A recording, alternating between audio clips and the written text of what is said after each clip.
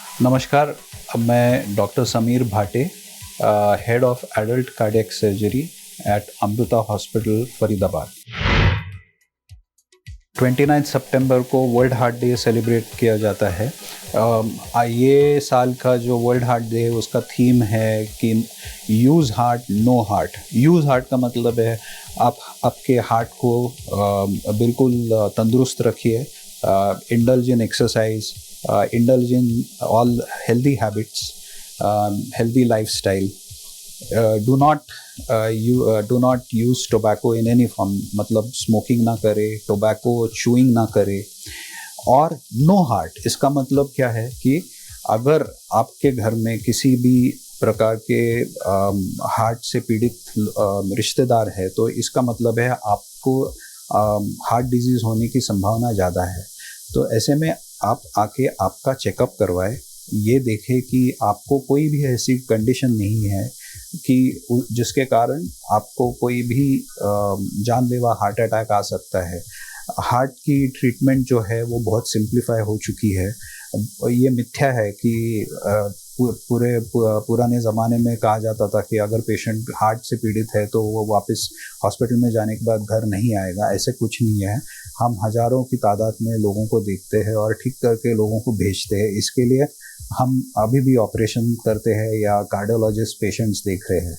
तो ये जो उनके जहन में होता है कि कुछ भी हो जाएगा, ऐसा कुछ नहीं होता है। नियमित समय पर अगर आप आते हो और सलाह लेते हो तो फिर 100% आपका इलाज हो सकता है और आपका जो रिस्क है वो 100% कम हो सकता है।